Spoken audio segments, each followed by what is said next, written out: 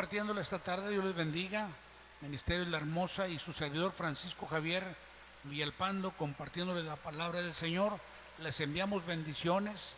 Oramos que la bendición desate el potencial, rompa y paralice la maldición y establezca el reino y los principios del Evangelio en sus vidas, en el nombre de Jesucristo. Hoy quiero hablar sobre la sanidad divina. Las epístolas paulinas en Corintios precisamente nos habla de los dones de sanidades. Dones de sanidades habla de que no es solo un don, sino que hay diferentes dones de sanidades y también que hay diferentes sanidades.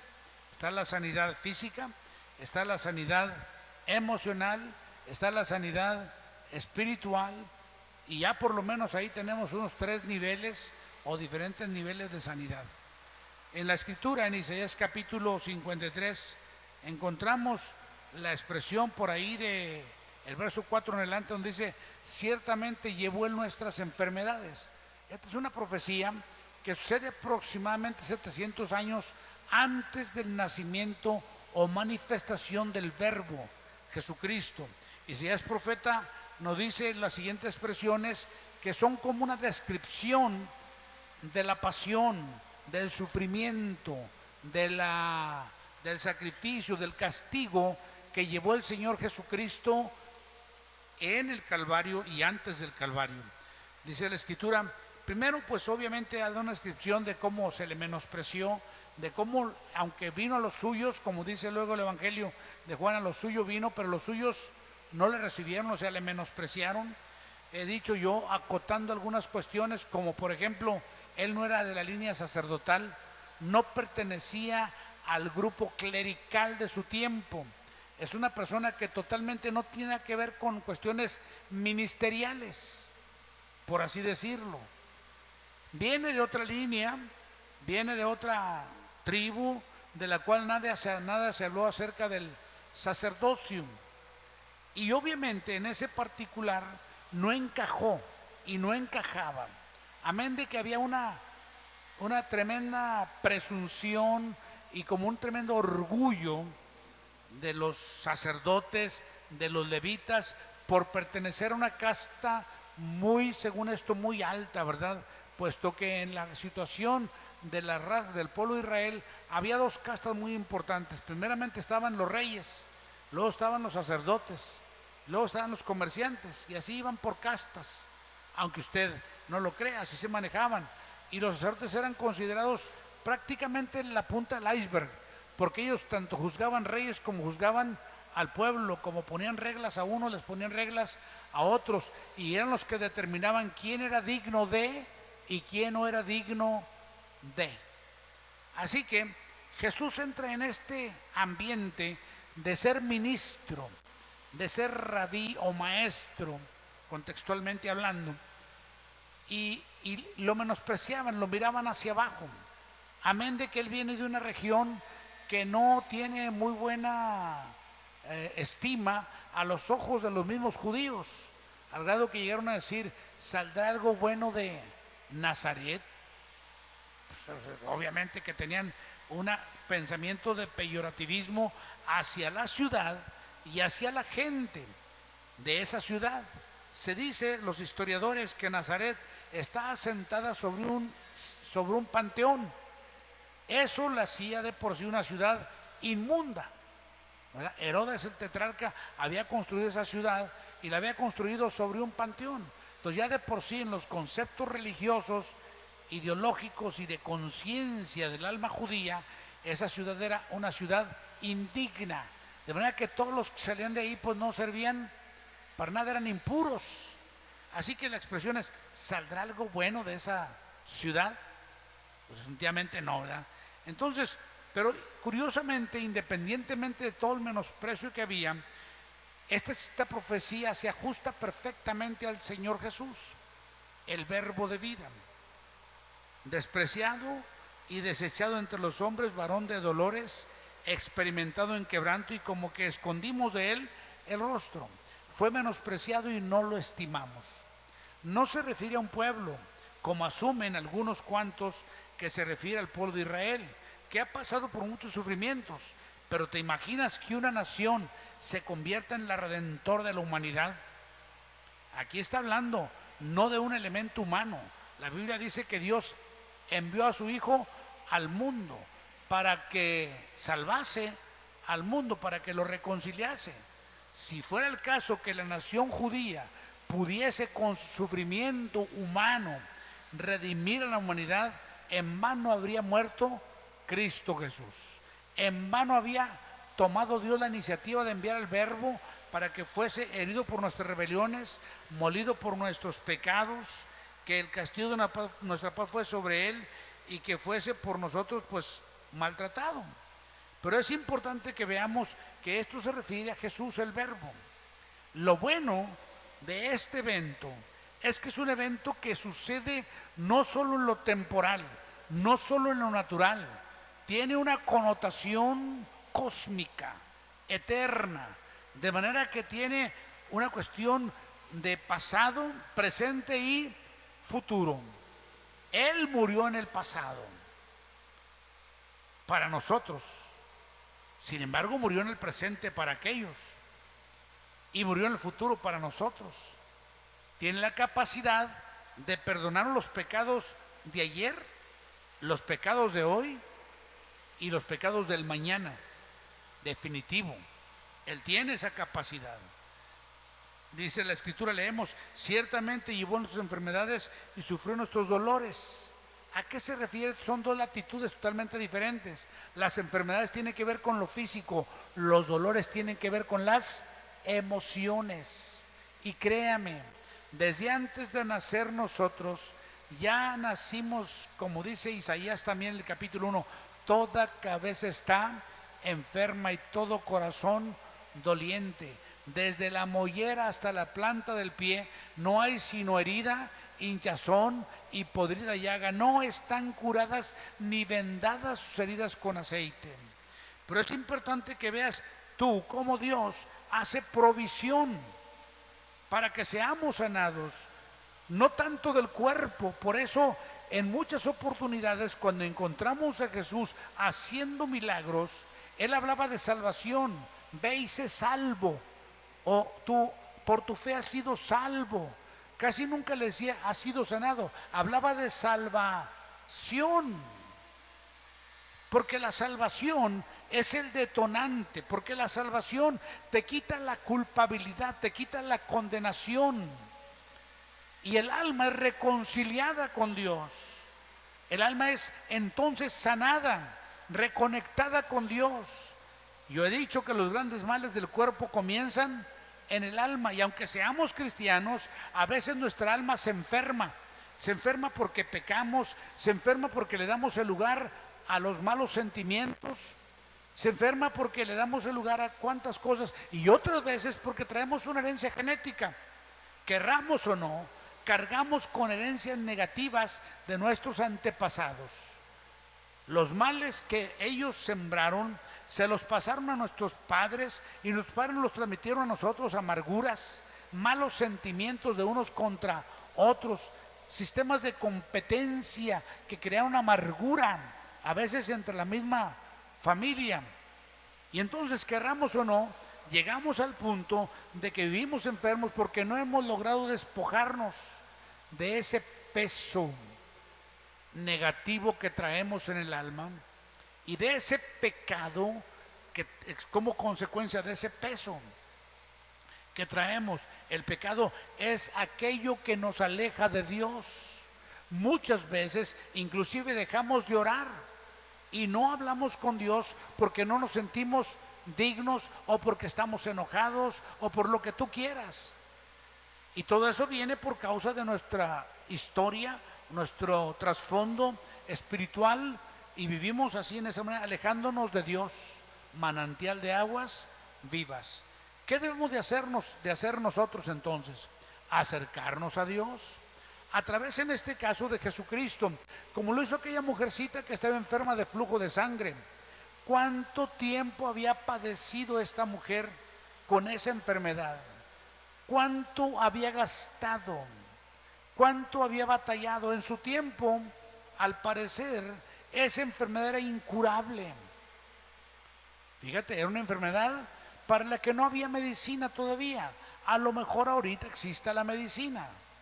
A lo mejor ahorita hay alternativas que solucionen el mal de las mujeres que padecen eso. Pero en su tiempo no existía esa solución. Dios es especialista en lo imposible. Ahorita que vivimos en una época donde parece que estos males que están apareciendo por causa de que pescan a la ciencia, a los investigadores y a los médicos, pues fuera de base, por así decirlo, porque son males emergentes que surgen de manera repentina por X o Y situaciones, y aunque hay muy buenos médicos, investigadores que hacen la lucha porque tienen pasión por la gente, pero de manera que ahorita no pueden solucionar ese problema. Pero ¿podrá Dios traer sanidad a los males como estos para los que los médicos no tienen cura? Pues ya vimos nosotros que para esta mujer que padecía flujo de sangre, para el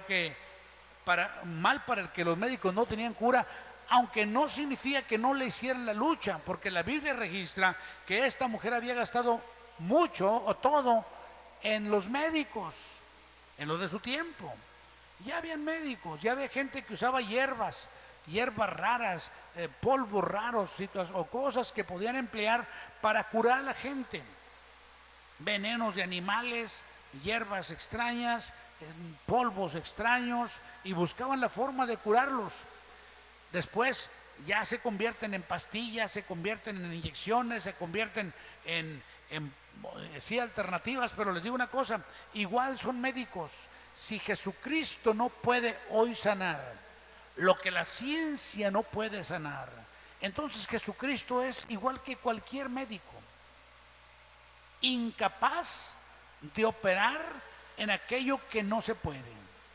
Pero mi Biblia registra que Él sanaba a aquellos para los que no habían cura, y no porque no hicieran la lucha, no porque no tuvieran dinero, sino simple y sencillamente porque no había remedio científico en su tiempo para ellos. Tenemos también otro caso, un hombre enfermo de lepra. En aquellos tiempos no existía remedio para la lepra. Posiblemente ahorita existen alternativas y se cure. Ya se conoce que la lepra viene, pues se le puede llamar cáncer de piel, y también puede venir por falta de nutrientes alimenticios. Pero ya hay alternativas, ya hay maneras de atender. Sin embargo, en los tiempos de Jesús, la gente era echada hacia afuera de las comunidades, expulsada de las familias, señalada y separada de la sociedad, porque era una enfermedad que al parecer era contagiosa. Aparte seguramente del mal olor que despedían los enfermos. Y tenían la responsabilidad de gritarle a la gente. Ellos, cuando veían que la gente se acercaba, ellos deben de gritar una expresión: inmundo o impuro. No tanto era una confesión, sí, pero era para advertirles a aquellos que ellos estaban cerca y que estaban en una condición de impureza. Era una cuestión donde los podían infectar, era una cuestión donde podían contagiarlos. No había remedio. El único remedio era el destierro, por así decirlo. Pero qué interesante es ver a Jesús, cómo se le acercan los leprosos, y en lugar de tomar la actitud de los sacerdotes médicos de su tiempo, porque hay que decirlo, los sacerdotes de los tiempos de Jesús eran los que hacían el papel de médicos. Ellos eran los que recetaban, los que decían esto o lo otro para los enfermos. Jesús dejaba que lo tocasen y Él los tocaba a ellos. Y encontramos nosotros que llegó un hombre, por ejemplo, leproso, y le dijo: si quieres puedes limpiarme. Fíjate la expresión. ¿Cuántos médicos y cuántos sacerdotes y cuántos levitas y cuántos lavamientos? Era todo un proceso el que pasaba para que declarasen una persona enferma de lepra.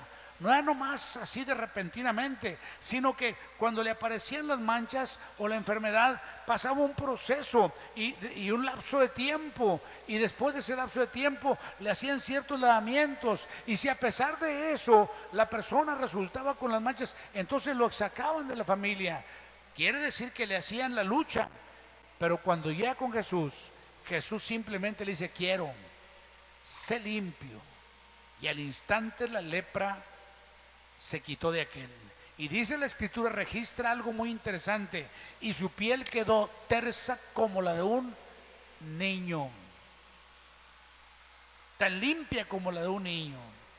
O sea, Dios es especialista para aquellas cosas que no tienen solución. No significa, por ejemplo, tú que me escuchas, a lo mejor tú piensas, pues yo sí hay solución, pero no hay dinero. Pues es otra situación. Dios puede hacerlo, porque Dios te ama. Pero lo que quiero que sepas y dejarlo claro es que Él es especialista en aquello que la ciencia denomina imposible. Y no hay competencia, no te equivoques. Yo no soy, con todo respeto para mis colegas predicadores, yo no soy el tipo de predicador que es enemigo de los científicos, ni de los médicos, ni de la medicina. Nunca lo he sido. Desde jovencito yo mandaba a la gente, cuando me daban de algún milagro: es que estoy sano, vaya con el doctor. Quien lo declaró enfermo, que lo declare sano. Él sabrá si usted ya no tiene el mal. No, pero si ya Dios me sanó, pues precisamente si Dios lo sanó, no hay por qué no vaya con el médico a que certifique el milagro. Y gracias a Dios tengo en mi archivo un montón de milagros certificados por médicos. Les podría narrar N cantidad, pero no lo voy a hacer. Nada más les digo, Jesucristo es el mismo ayer, hoy y por los siglos. Él lo puede hacer. Entonces, es muy importante que tú sepas, Él se especializa.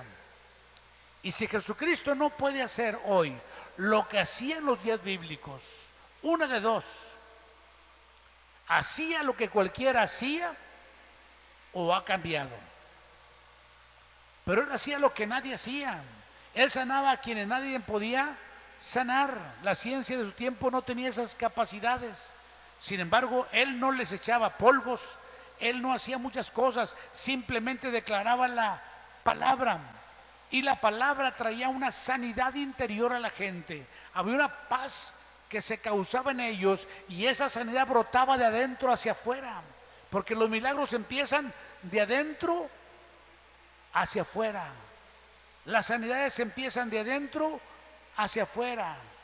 Es decir, el alma empieza a ser reconectada con su Creador, y el cuerpo empieza a ser sanado como una consecuencia de la operación de la palabra. Pues está escrito que la palabra de Dios, y no hablo de la Biblia, ahí les va, y no hablo de la Biblia, hablo de la palabra de Dios, de esa palabra viva, esa palabra que se habla, esa palabra que se escucha, esa palabra que está en los cielos y que viene por revelación divina, y que te llega a ti y que me llega a mí y que nos llega a cada uno de nosotros. Porque fíjate que Jesús no estaba predicando un sermón, iba pasando. Cuando aquella mujercita enferma de flujo de sangre escuchó dentro de su espíritu una expresión, y solita empezó a hablar diciendo: si tan solo tocara el borde de su manto, yo seré sana. ¿Quién le pondría esa expresión en su mente y en su boca y en su corazón? Seguramente el Espíritu de Dios. La palabra empezó a fluir en ella y actuó en consecuencia. Como pudo, le hizo para llegar y tocar al maestro. Si tan solo toco el borde de su manto, actuó. Mucha gente hoy no quiere actuar. Mucha gente hoy quiere ser pasiva y que el milagro suceda a ver cómo. Todos los milagros que yo encuentro registrados en la Sagrada Escritura, encuentro que la gente actuó. Esta mujer se atrevió a desafiar a su gente, a la multitud que podía haberle apedreado, que podía haberla aventado, que podían haberla golpeado inclusive, porque era una mujer marcada por los sistemas religiosos como inmunda. Ahí lo puede anotar usted. Sin embargo, ella se aventó el desafío de meterse entre la gente, de ir a tocar al maestro. Y Jesús, cuando siente el toque de ella, Él pregunta: ¿quién me ha tocado? Los discípulos de Él, los amigos de Él, los que lo acompañaban en la confianza normal de un maestro o de un discípulo con su maestro con el que convive todos los días, le dicen: maestro, toda la gente te aprieta, y tú preguntas quién te ha tocado. O sea, como que por favor, Jesús, andas en la bola y no quieres que te toquen. Y él dijo, alguien me tocó, porque poder o virtud salió de mí. Y no era un toque casual o accidental, era un toque con propósito. La mujer extendió su mano, tocó el borde del manto de Jesús, el poder de Jesús lo salió. Eso desató la fe de la mujercita. No es la fe del ministro, es la fe que ella tuvo, porque primero le llegó la palabra que produce fe, la palabra que genera una fe poderosa, porque la fe viene por la palabra que escuchas tú aquí en tu sistema interior. Y cuando ella empezó a decir, si yo toco el borde de su manto, yo seré sana. No dijo, voy a ver qué sucede. Ella dijo, yo seré. Es una declaración certera, seré sana. Cuando llegó, tocó a Jesús, el poder fluyó y ella quedó totalmente sana. Llega el leproso, segundo ejemplo. Jesús le pregunta, ¿qué quieres? ¿Qué quieres que te haga? El leproso no titubea. Él le dice, si tú quieres, puedes limpiarme. Tuvo que vencer miedos, tuvo que vencer tabús, porque los leprosos, la enfermedad de la mujer, de la que acabo de hablar, era una enfermedad vergonzosa, pero íntima. No se veía.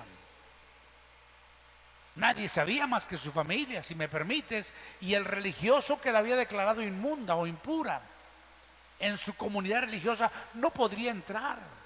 Seguramente en el entorno había gente que sabía que ella no se congregaba en la sinagoga o no iba a oír las lecturas cada Shabbat porque ella estaba declarada impura. Pero este otro, el leproso, era una enfermedad pública, visible. Sus olores lo delataban. Las pérdidas de los dedos, de los pies, de las manos, de su nariz, de sus orejas, porque la lepra así es, va destruyendo, carcomiendo los miembros del cuerpo de los individuos hasta que los desfigura totalmente. Parecen muertos vivientes.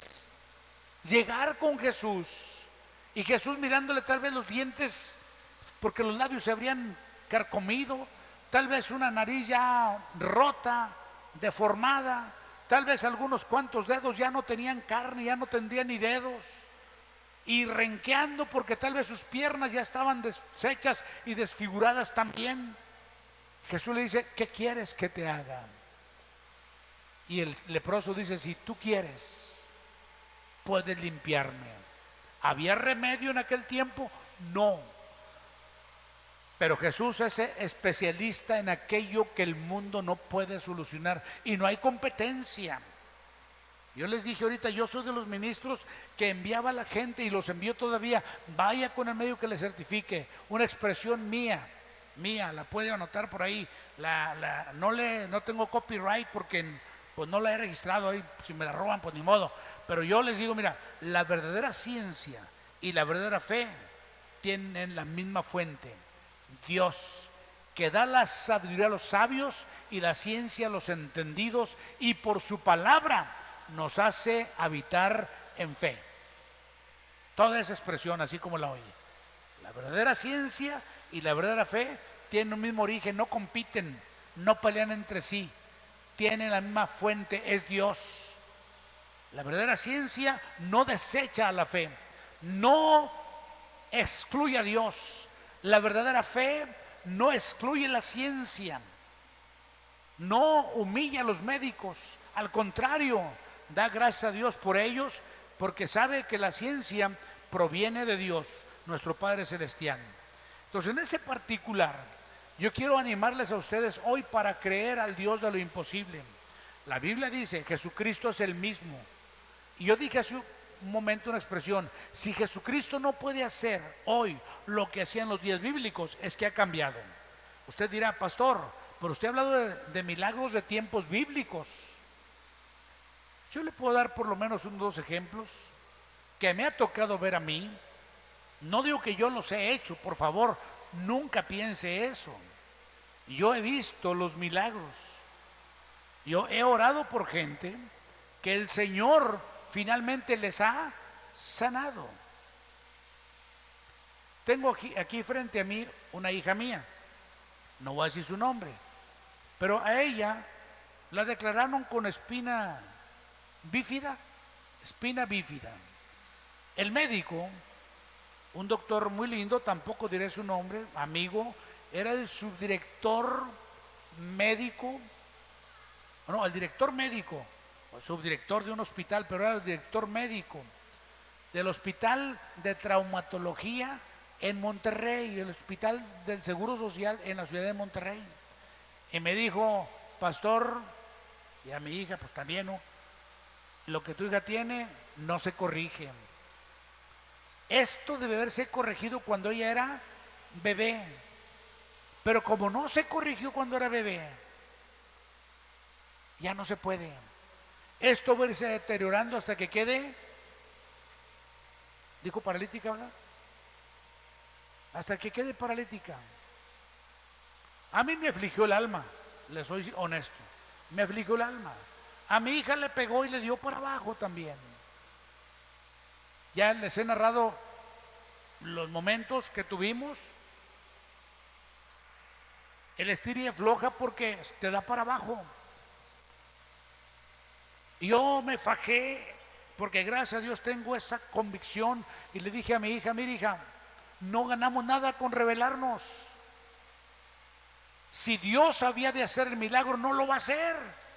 Pero si nos sometemos a Él y le pedimos el milagro en humildad, Él puede hacer lo que es imposible. Y a ella serenó su alma, se acomodó y dijo: sí, papi. Es una señora, ya en este caso era una muchacha, y ha sido una linda hija que siempre ha sido muy sensible al Espíritu y muy obediente a su padre. Sí, papi, ora por mí. Oré por ella, oramos juntos y Dios hizo el milagro. ¿Cómo sé que hizo el milagro? Porque volvimos a ir de vuelta con el mismo médico, ¿sí, verdad, hija? Y le dijimos: a ver, doctor. Y digo: pues quién sabe qué le hiciste, pero esta columna vertebral ya no está bífida. Ya los estudios, mira, aquí está uno y aquí está el otro. Aquí está bífido y aquí ya no está bífido. El asunto es que la muchacha está sana hasta el día de hoy. Bendito sea Dios. Dios no es Dios de un momentito, de un milagro, porque me decía alguien: es que tú tienes una capacidad ¿cómo me dijeron? De convencimiento, tienes el don de convencimiento. No, pues si eso fuera, qué padre estaría. Me llegó a mí la lumbre, a los aparejos. Me llegó una hija donde yo necesitaba tomar la fe y ponerla en el punto de la práctica. Dios, tú puedes sanar a mi hija. Yo no podía ponerme las patadas a Dios: Dios, te he servido, Dios, esto no queda. Yo no soy mejor que ningún ser humano. Soy hijo de personas defectuosas. Yo mismo soy defectuoso y nunca he sido perfecto.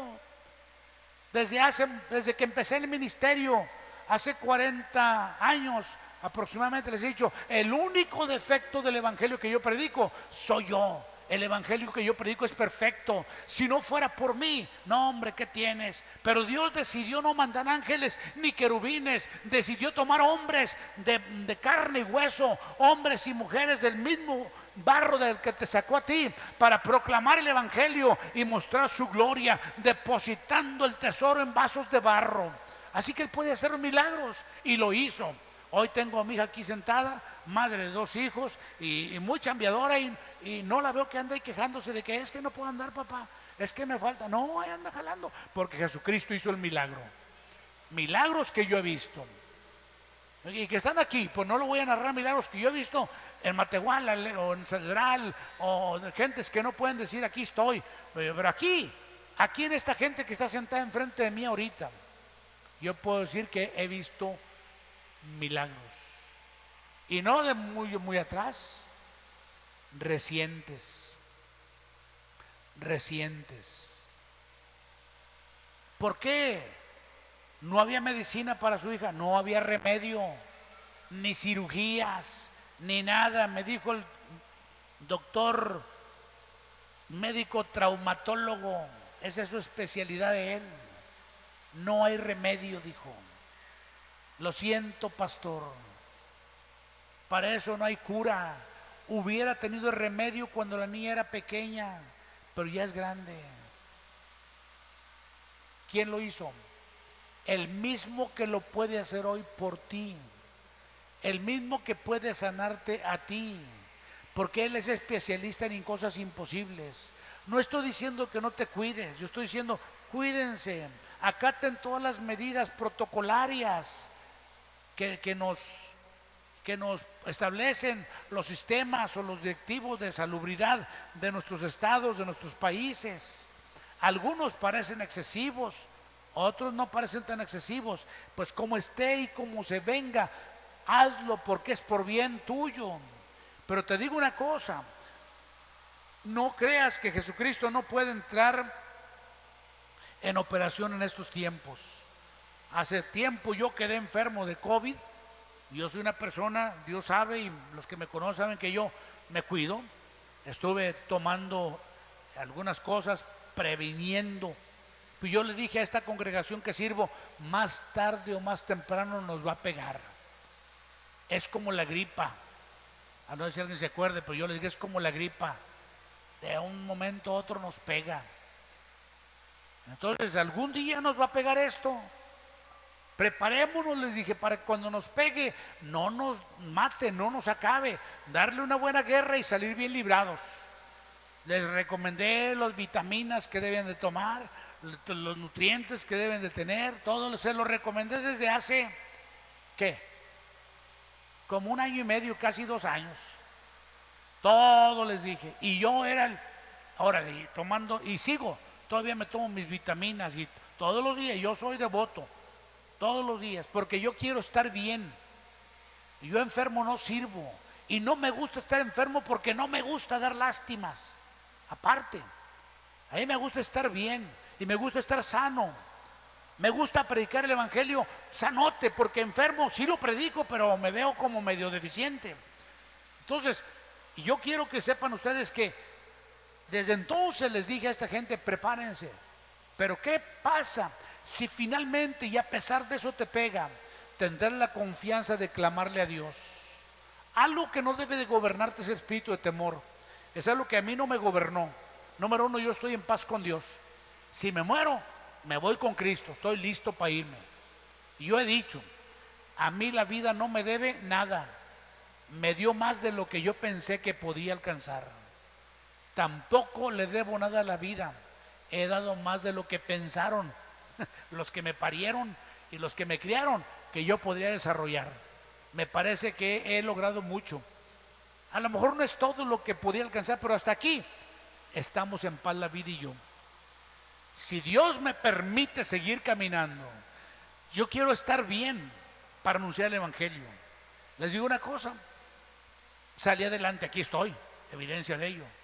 2, me siguió batallando la cuestión pulmonar, sin embargo, no he dejado de predicar, ¿o sí? Seguí predicando, a veces batallando, pero seguí predicando. Gracias a Dios, hace poco, por situaciones especiales, tuve que hacerme unos estudios y el médico que me atendió dijo, olvídate, tus pulmones están bien, no tienen nada. Tú échale ganas, cuídate, pero de las enfermedad que tuviste ya no tienes nada, estás sano. Bueno, Jesucristo entonces es el mismo, ayer, hoy y por los siglos. Hoy quiero ministrar sanidad.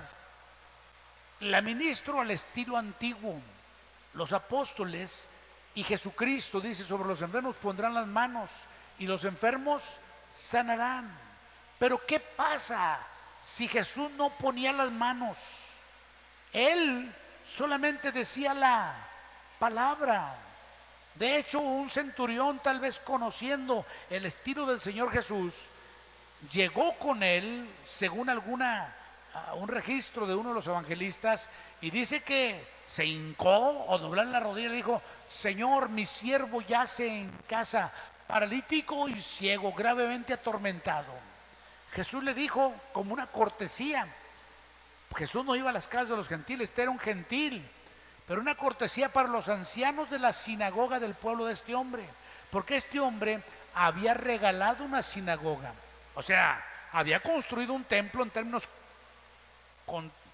contextuales de la actualidad, había construido un templo muy elegante, muy bonito, y lo había regalado a la comunidad aquella. Yo, por ejemplo, que anduve en Capernaum, si esa fue la sinagoga, las ruinas que hoy se ven, que construyó ese centurión para el pueblo, no, pues el Señor tenía el mundo de dinero y un mundo de voluntad para regalárselos. Así que los ancianos de la sinagoga le rogaron a Jesús que por favor atendiese al centurión, porque Jesús, dentro de lo que cabe, se manejaba dentro de los parámetros del judaísmo. Él no iba a las casas de los gentiles como usted y como yo. No hubiera ido a la casa del centurión. Es más, hay una expresión por ahí de una mujer sirio-fenicia que le pidió un milagro y Jesús le dijo: no, es que no está bien tomar el pan de los hijos y darlo a los perrillos. No, es para que vean cómo pensaba, era bien judío. Así que Jesús no hubiera ido a la casa del centurión aquel, pero habían intercedido, según otra narrativa bíblica de los mismos escritores, habían mandado los ancianos mensajeros, y algunos de ellos fueron también a rogarle que tuviera compasión del centurión y le hiciera, pues lo visitara y sanara al enfermo.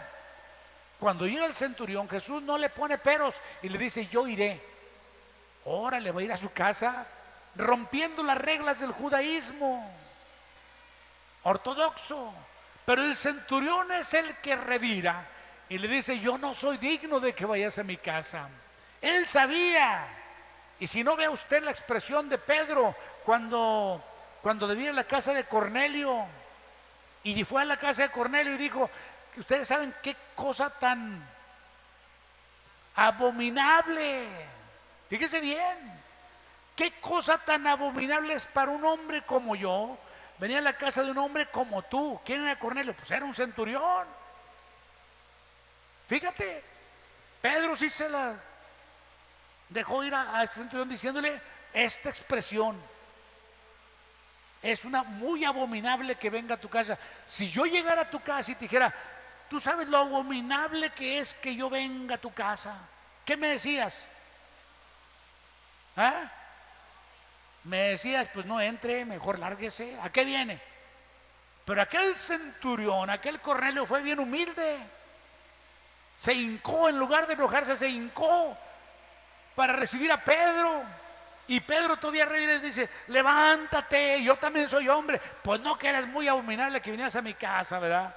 Y se metieron a la casa, hicieron un fiestón muy bonito ahí de prédica de la palabra. Pero nomás te lo mencioné para que sepas el pensamiento de aquellas gentes, te ubiques contextualmente en sus culturas de ellos y veas cómo Jesús operó en los milagros.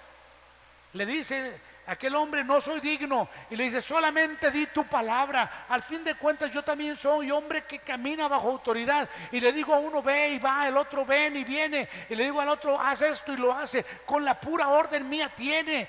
Tan solo di tu palabra y mi siervo sanará. Es decir, los espíritus de enfermedad obedecen a la palabra expresada. ¿Oyeron lo que dije? Son espíritus de enfermedad. Empieza en el área espiritual y del alma, porque empezamos a enajenarnos con noticias, porque empezamos a enajenarnos con cuantos males, amén de que nosotros estamos dados a enfermarnos por tantas deficiencias inmunológicas y físicas que tenemos. Pero aparte nos llenamos, nomás llegamos y prende la tele a ver qué dice el doctor de la O, y prende acá y checas el teléfono y andas metido todo el día y oye tantos muertos y tantos enfermos, y ahí viene y ahí va y oye hasta que, oye, qué bárbaro, ya te enfermas nomás de miedo. Pero si fuera de miedo, con una barrida tenías, ¿no? Pues no, aquí te enfermas y te vas deteriorando. La cuestión es que Jesús tiene el remedio para hoy. Primero, cuídate. La orden es cuídate.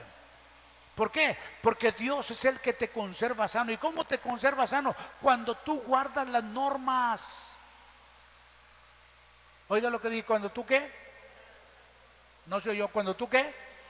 Guarda las normas.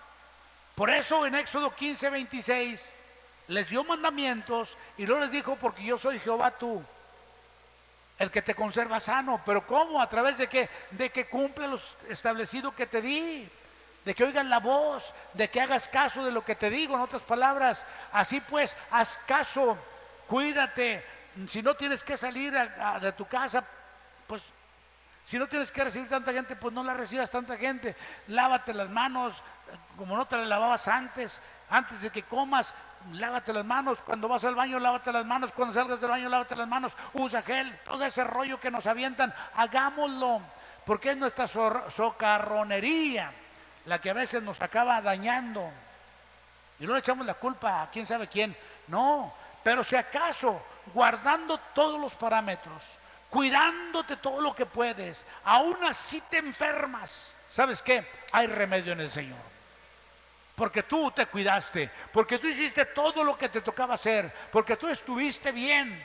Pero a pesar de eso, el ambiente, yo les dije a alguien, porque siempre me preguntan: oiga, ¿usted fuma? No, no fumo. ¿Fumó? Jamás he fumado, bendito sea Dios. Pero he vivido en Monterrey 60 años aproximadamente, o 58 años. Aquí nací, pero luego me llevaron al rancho y me aventaron allá donde estaba menos contaminado. Y luego, por lo que usted quiera, vine de vuelta a Monterrey y aquí vivo todo el tiempo. Vivo en una ciudad más contaminada de Latinoamérica prácticamente. Aquí he vivido. Trabajé en empresas siderúrgicas como fundidora. Después trabajé en Fanal, ahí en los baños que sale todo el vapor de los hornos, de los contaminantes, y ahí andaba yo. Entonces he trabajado en zonas donde hay mucha contaminación. Posiblemente mis pulmones se hayan dañado y ni cuenta me di. Usted también aquí vive en Monterrey o vive en una zona contaminada. Hay gente que trabajó en las minas, donde el aire que se respira es aire también que no es bueno. No sé, pero nosotros no provocamos nuestros males, es consecuencia del ambiente en donde vivimos. Dios puede intervenir en los milagros que el Señor hace. Eso es milagro, la intervención divina para transformar la realidad humana. La intervención divina para suplir la deficiencia humana. Les hablé de las personas para quienes no había cura. Hoy hay gente, tal vez hay medicina, tal vez hay médicos, pero no hay recursos económicos. También esa es otra limitante. Pues yo te digo que Jesucristo no te cobrará un centavo si tú eres capaz simplemente de clamarle de corazón, de pedirle a Él. Tal vez tú no estás enfermo, pero tienes a alguien que está enfermo. La oración de alguien que ama es muy valiosa. Recordarán ustedes que una ocasión unos amigos, 4 amigos, subieron a un hombre al techo de una casa. Abrieron un espacio en ese techo. No me pidan tanta explicación de cómo le abrieron, pero lo abrieron. Y luego bajaron al hombre, que seguramente iba en alguna buena sábana que no se rompía fácil, y lo pusieron en el centro de la reunión. Me imagino yo el movimiento de la gente al ver aquel espectáculo.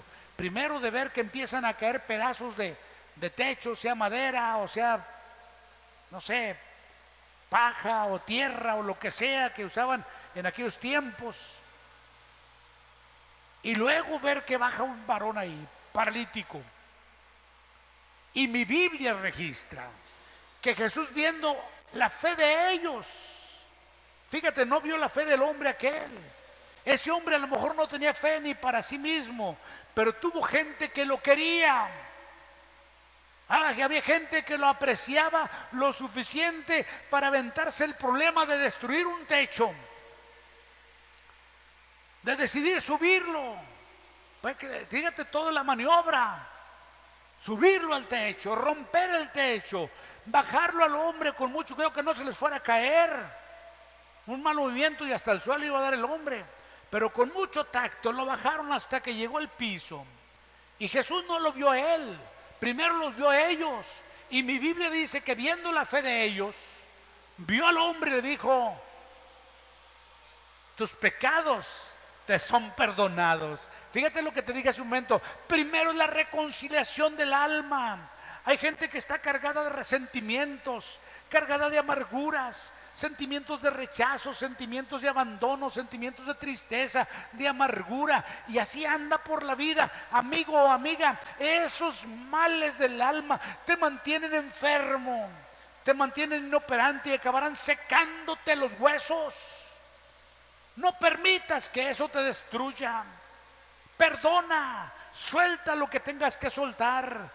Sabes que Dios te ama como no tienes idea.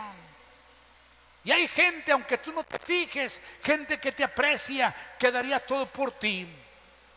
Algunos será nuestra madre, otros será nuestro padre, otras veces serán nuestros abuelos, otras veces serán algún amigo, algún conocido, alguien, porque Dios tiene cuidado de nosotros, nomás que a veces no tenemos el cuidado, la delicadeza de poner atención. Aquel hombre tenía por lo menos 4 personas, quiero pensar yo, a los que les importaba. Yo te garantizo que hay gente a la que tú le importas, aunque a veces no parezca. Hay gente que te ama y no tuviste que hacer nada para que te amase. ¿Qué hizo aquel paralítico para que lo subiesen al techo?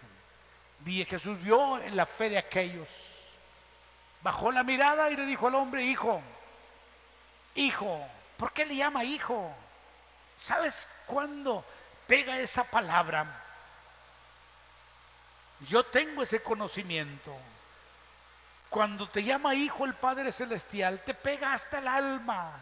Llega un sentimiento de aceptación, de reconocimiento, de paz. Alguien te ama y te está adoptando hijo suyo y te está diciendo: tú eres mi hijo.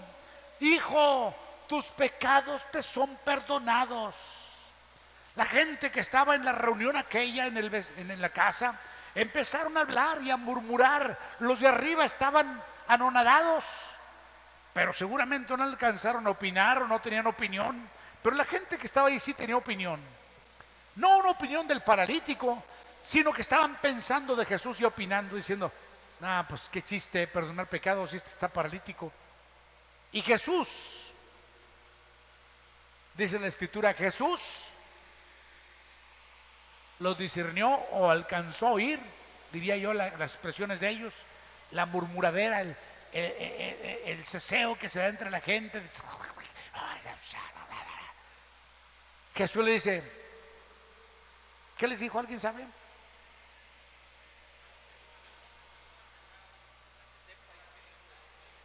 Para que sepan, fíjate, a veces nomás para que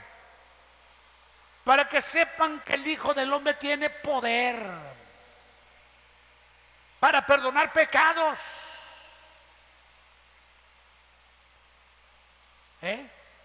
Porque ¿qué es más fácil decirle a tus pecados son perdonados, o decirle: levántate, toma tu lecho y anda? Pues para que sepan que el Hijo del Hombre tiene poder. A ti te digo: levántate, toma tu lecho y anda. Al instante el paralítico se levantó, tomó su petate o sábano, quién sabe qué sería lo que llevaban o en qué lo llevaban, se levantó. El milagro hecho. Jesucristo es el mismo. Él puede hacer milagros como esos hoy. Le narro uno solamente y concluyo. Ustedes que están aquí en la reunión tienen el privilegio que estoy aquí en vivo y puedo orar por ustedes, ponerles manos o decir la palabra. Estábamos aquí a unas cuantas cuadras en una carpa. Llevaron un hombre, un anciano, alguien se acordará de esa anécdota, en un catre, de esos catres que se doblan de resorte. Y yo no sabía cuál era la situación, pero me acerqué con el hombre porque yo recibí la voz que me dijo: dile que se agarre de ti. Le pedí que se tomara de mí, y cuando el hombre se tomó de mí, me enderecé yo y el hombre quedó colgando de mi cuello. Empecé a abrazarlo y a orar y a ministrarle, y el hombre, en lugar de decir gracias, decía: loco, me matas, loco. Y yo orando por él y ministrándole sanidad. El hombre quedó sano totalmente, según el testimonio de su familia que lo llevó. Y luego ya empezó a caminar y todo, porque estaba paralítico. Y luego lo mandé a caminar. La carpa nuestra, algunos la conocen, he tenido carpas, diferentes carpas, pero casi siempre son de la misma, de un tamaño más o menos. Y entonces le dije, vaya y camine y regresa. Y entonces lo mandé a caminar por el pasillo y le dije, venga. Dijo, no hombre, ya me voy, y se fue. Ahí dejó el catre y dejó todo. Alabado sea el Señor. Pero son milagros que yo he visto a Jesús hacer. Él es el mismo. Él puede hacer hoy lo que hizo en días bíblicos, porque yo lo he visto hacerlo. Él puede hacerlo. Entonces, si usted tiene una necesidad, sea la que sea, o si está ahorita batallando y dice, no hombre, para el coronavirus no hay sanidad, Jesucristo no puede, no se equivoque. Por favor, no se equivoque. El cielo y la tierra pasarán, pero las palabras de Dios jamás pasarán. Las pandemias o pestes van y vienen, están profetizadas. Jesucristo dijo, habrán pestes, habrán hambres, habrán terremotos, habrán guerras. Es parte de la vida, casi dijo así, es parte de la vida, aún no es el fin. Así de sencillo, es parte de la vida, no se asusten, todavía no se acaba esto. Así que como no se acaba y como esta pandemia no nos va a acabar, esta peste llamada coronavirus, vamos a reponernos, vamos a levantarnos, y solamente manteniendo una fe férrea en Dios, un espíritu positivo que cree en la palabra de Dios y no un espíritu deprimido, de tristeza, de amargura y de miedo, vamos a salir adelante. Así que vamos a creer la palabra esta tarde y vamos a llevárnosla a la casa y vamos a vivirla. Deje de estar ahí con miedo en la noche, que no puede ni dormir, no sea que le dé el virus. Mire, diga el Salmo 4:8: en paz me acostaré, asimismo dormiré, porque solo tú, Jehová, me haces vivir. No es morir, no, me haces vivir. No dice me haces dormir tampoco, porque aún el sueño es parte de la vida. Me haces vivir confiado. Punto. Entonces pónganse de pie y vamos a bendecirles. Si alguno de ustedes tiene una petición, los que están en las redes, ahorita nos vamos a desconectar, pero si tiene una petición, escríbala y vamos a estar orando. Hay gente linda nuestra que a lo mejor nos está viendo. Les bendecimos, ya oramos ahorita, ya los mencioné. Bendecimos a la familia de Socorro Álvarez, a sus papás, a Humberto Silos, a toda su familia. Bendecimos también a la familia de Elvira Valenzuela y su hijo Oscar González, lo bendecimos. Y si hay otra gente que está batallando con esta situación, pues mis amados hermanos, a agarrar la fe, a pelear la buena batalla, a no bajar la guardia. Es bueno el cubrebocas, es bueno el gel, pero es mejor mantener la fe y la cabeza en alto, como una casta de guerreros que somos, porque somos gente de Dios. No nos creó el diablo, nos creó Dios, nos redimió Jesucristo. Hay que vivir esa vida como una vida de victoria, una vida de bendición. Amén.